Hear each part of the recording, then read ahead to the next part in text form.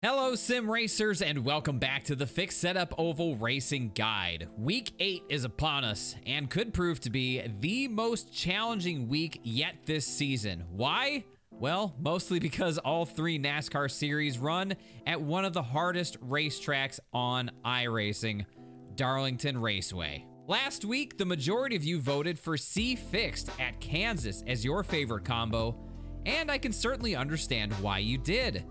I ran a lot of those races during the week, and I found it to be pretty fun, more enjoyable than I actually expected it to be. The bottom was pretty viable for a while, but ultimately, the lane did move up towards the top, and it was too good to pass up the opportunity to run that wall. But it really was great to see all the lanes being used on the short run. A vast improvement from what we saw the last time we were at Kansas. To me, the truly right answer, as I sort of indicated in the poll, was the street stocks at Lime Rock Park. Oh my gosh, they were so fun. I did a handful of those, and you saw it. If you watched me stream last week, you saw just how much fun I had. The general good vibes of every race that we were in. Everybody seemed to just enjoy themselves. Great departure from the norm. Outstanding combo. I loved it. I also ran a number of the NASCAR Legends races at Talladega. Those were really fun too. Some intense races. If you caught the streams during the week, especially the one on Saturday night, you know how good those races were when we stacked them with a bunch of our friends. A lot of fun, a lot of laughter, really good stuff. Now I'm gonna say this now. There is likely to be an update to Darlington released this week, probably the day after this video comes out, so Tuesday of this week, and it could alter the way Darlington races, and as a result, may make some of what I have to say about C Fixed, B Fixed, and A Fixed, and NIS obsolete. From what I understand, and this is not confirmed, the changes will most likely make the bottom lane in turns 3 and 4 more usable like they are in real life today, and make the top lane less overpowered. Again, this is just speculation. Check back here on Tuesday throughout the day to see if there was a change made. I'll make a post about it. I'll tell you what the change was. I'll probably post about it on Twitter. So follow me on Twitter, link down in the description below to make sure you stay up to date. If the changes are radical enough, I may release another video with updated hot laps to show you what the changes are. So just stay tuned. There's probably going to be a change coming, and it's going to affect Road to Pro. I love it. Great. Well, we've got plenty to cover here that we do know right now in this episode. So if you're new around here or haven't done it yet, subscribe to the channel. I'd love to have you around in the community as we celebrate a year of sim racing content on the channel and 5,000 subscribers. Thank you. Let's get to it. But just before we start, I want to thank this video's sponsor, AdvancedGG, the creators of Focus, the best open label supplement for gaming and esports. You want to sharpen up those reflexes before your next race? Get some Focus from AdvancedGG, and you will be making all the right moves thanks to the only clinically proven results available on the market. Head over to advanced.gg and use code HOUSE at checkout to save 10% on your purchase. All that linked down in the pinned comment below. Again, big thank you to AdvancedGG. Now, let's get into this week's guide. ARCA heads to Las Vegas Motor Speedway for a 35-lap race that takes place at 8:35 p.m. in Sim. It feels like forever since ARCA was at a big oval like Las Vegas, and I was pretty excited to see it pop up on the schedule. I did a 10-lap run, and after that, the car still felt pretty on edge, especially the more that I tried to run the bottom. There are some huge bumps down there in turns 1 and 2, and it definitely upsets the car, so it's probably best to run a lane or so up from the bottom to avoid those bumps and keep overall better speed through the corners. Since it's not a short track, qualifying is actually going to be pretty important for a good result at Las Vegas. For this qualifying run that I'm about to show you, I used a 16:1 steering ratio and 64% brake bias, but you won't be touching the brakes for this lap. My lap time was a 30.970.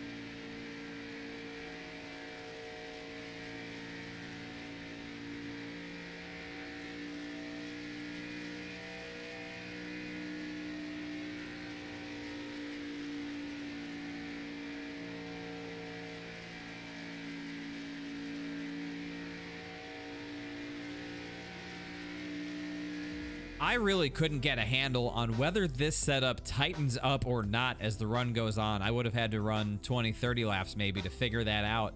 But I sort of came into it expecting the car to get tighter, but I just didn't feel it as immediately as I have with this car in other weeks. So if this thing stays neutral or just gets freer and freer as the run goes on, the line that you run around Las Vegas will dictate a lot about your outcome in the race. So don't be shy about running a quicker steering ratio, meaning a smaller number, 12 to 1, 14 to 1, to keep up with the car. If it's breaking loose, if it's all over the place, you don't want to be up there with 16 to 1, especially if it just doesn't get tight. Throttle discipline will help save those rear tires, so practice up. This combo may be more challenging than meets the eye. The street stocks take on the infield oval at Nashville Fairgrounds, akin to the Legends Oval found at a place like Charlotte Motor Speedway. It's called the Mini layout. Mini. Fun. This race goes for 60 laps and takes place at 2:40 p.m. in sim. I'm not sure what else to expect other than just pure chaos at this configuration. It's like a short track, but worse. So the lower your expectations going in, the better off you're probably going to be. I found the car to be pretty neutral overall, but it will get loose, especially on corner exit, if you have a lot of wheel cranked into it with full throttle. It just breaks traction. You gotta be smooth. For this qualifying run, I used a 10 to 1 steering ratio and 56% brake bias. The lap time was a 15.226.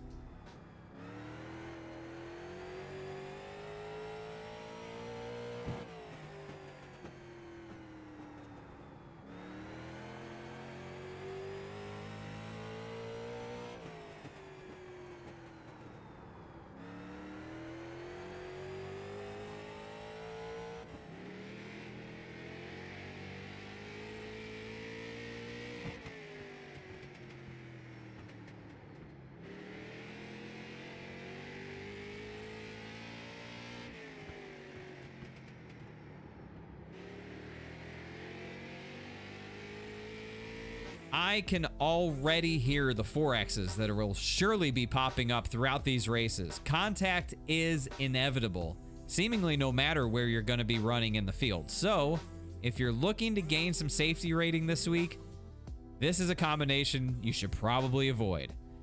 How you approach this track by yourself in practice versus how you approach it in a race full of other drivers, they're going to be very different things. So I would recommend practicing your braking points and how you get out of the turns. You're more likely to set up your passes on corner exit than you are on corner entry. So protect the bottom, roll into the throttle on exit, and hold on tight if you see a wreck in front of you, because there's not a lot of room to escape at this track. The super late models go to New Smyrna Speedway for a 70-lap race under the lights at 9 p.m. in sim. Like other short tracks that we visited this season, the super late model just lacks rear grip, especially on cold tires. So you're gonna have to ease into the throttle to get out of these deceptive turns. Take advantage of the powerful brakes on this car. You really can get into these corners deeper than you think, but it is a fine line, like everything else. I used a 10 to 1 steering ratio and left the brake bias at its default value on this qualifying run. My lap time was a 17.802.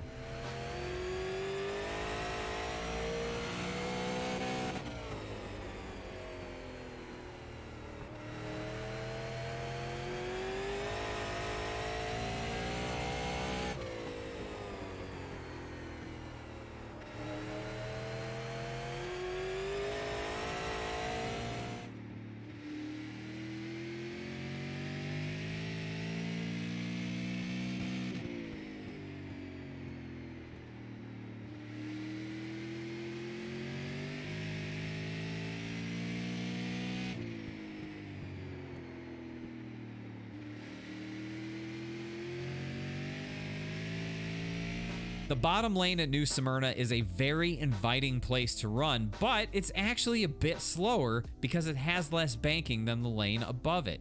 If you're by yourself, if you're the leader, if you're not in traffic, you might be able to use it since you can arc out to the wall.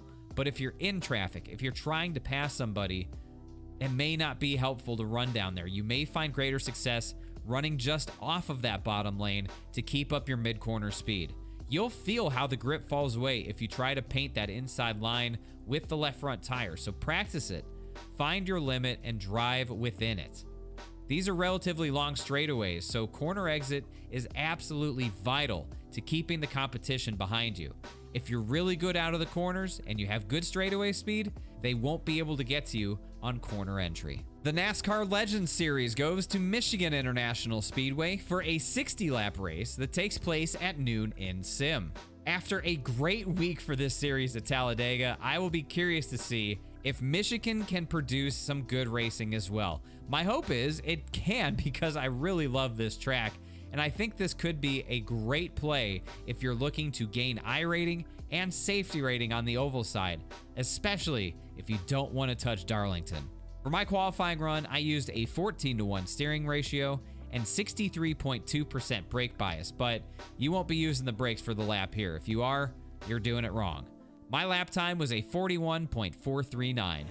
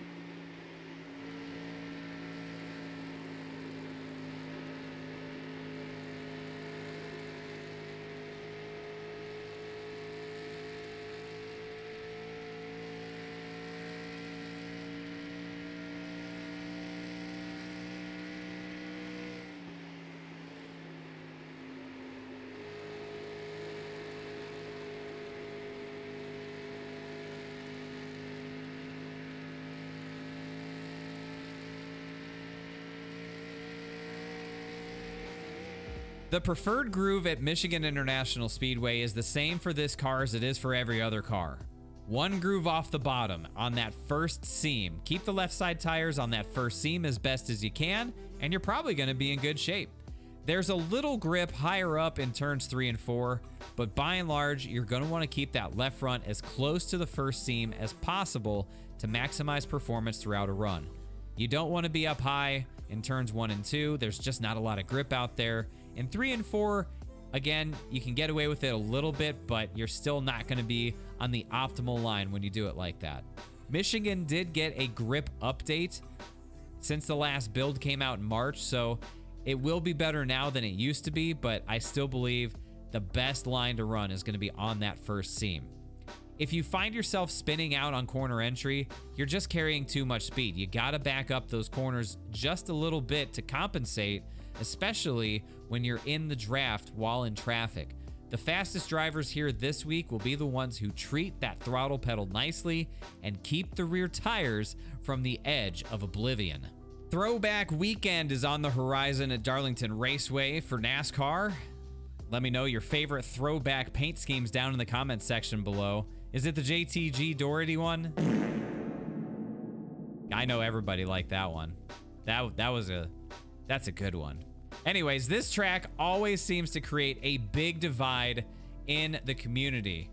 And generally, you're going to hear a lot of sob stories of massive losses of safety rating, I rating, sanity, all the above. Yeah, that's Darlington.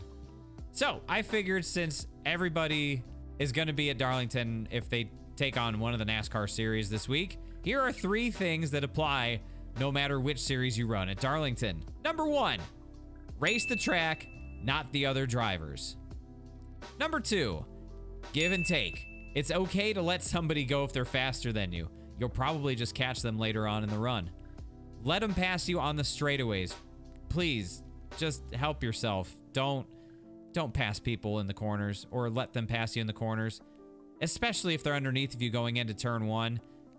It's just a crash waiting to happen. Just let them go. Number 3, always take 4 tires when you pit. Do not be the 2-tire hero. That doesn't work at Darlington. It's never worked at Darlington. You will make everybody mad. Do not do it. C Fixed at Darlington goes for 43 laps and takes place at 8:10 p.m. in Sim. Putting down a hot lap at Darlington is so difficult because it's just a huge risk-reward proposition. Yeah, you're gonna go faster the closer you get to the outside wall, but one wrong move or one miscalculation by an inch and you're touching the wall, your lap time's negated, and you're really hurting your chances of finding success in the race because you're gonna be starting in the back. Focus on consistency before speed at Darlington. That's really good advice, I think. For this qualifying run, I used a 16:1 steering ratio and 64% brake bias. The lap time was a 28.421.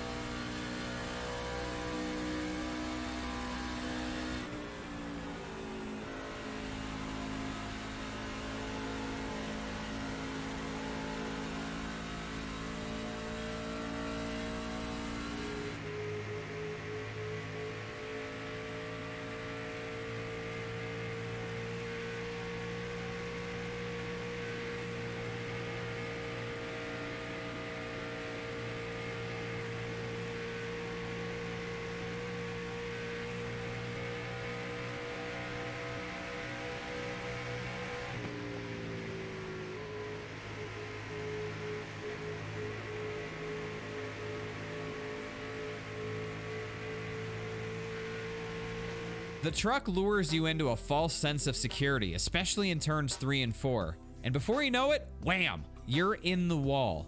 Wall glue is a serious issue at this track.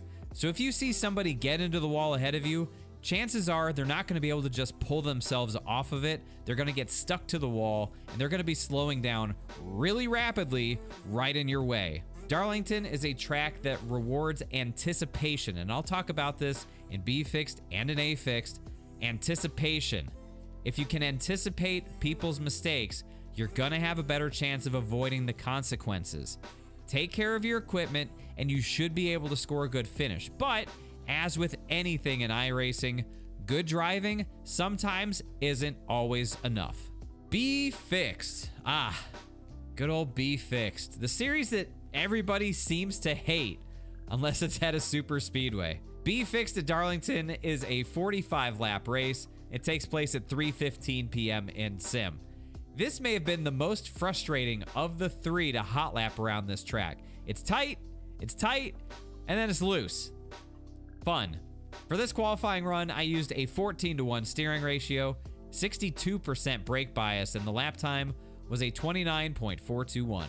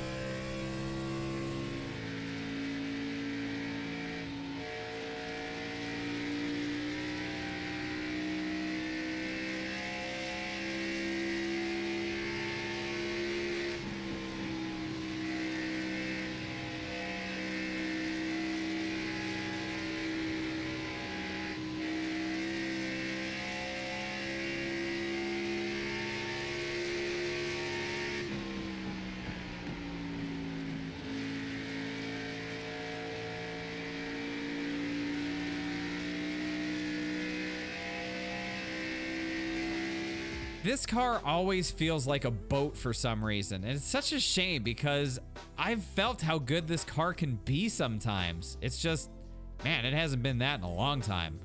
It was a boat with no brakes or turning ability at Martinsville. It was a boat with no rear grip at Richmond, and now it's a boat that's pushed loose at Darlington. Quite possibly the worst of all handling behaviors. Saving the right front tire will be absolutely imperative this week, and I doubt most people are going to be able to do it very well. Pick your spots where you choose to drive just a bit hard in this car, because you're going to pay for it over the course of a long run, should you get it. A Fixed at Darlington is 50 laps in length and takes place at 6:50 p.m. in sim. This car drives like an absolute demon. There's no other way to say it. It's seemingly composed one moment and trying to kill you the next. I reached a point where I just couldn't go any faster in my hot laps, and I said enough is enough. I was gonna drive myself crazy.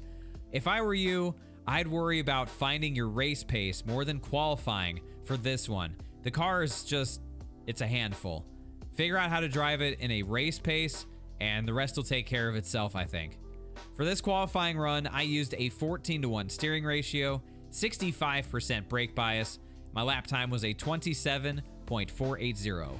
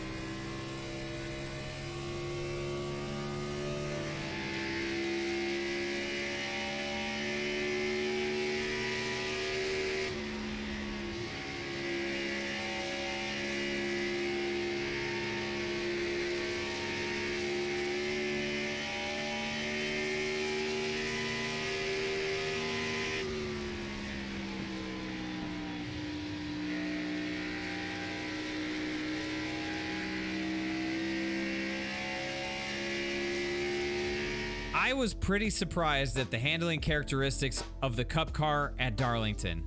It felt okay in turns 1 and 2, but in 3 and 4, I can only describe it as possessed. The car just keeps turning left by itself after the braking zone. You'll see what I mean. The steering behavior just caught me by surprise. It may be a product, and I realized this after I recorded and thought about it for a while. It might be a product of the steering offset. It's a little bit goofy. It's off to the left.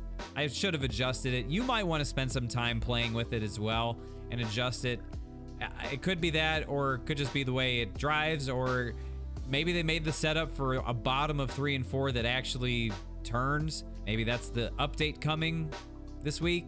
Hint, hint. I guess we'll find out. But all I know is drivers are going to be smacking the wall like crazy with the Cup car. I believe, I could be wrong, but I believe people are going to be pounding the wall. So I'll bring back the point I made in C-Fix about how Darlington rewards anticipation.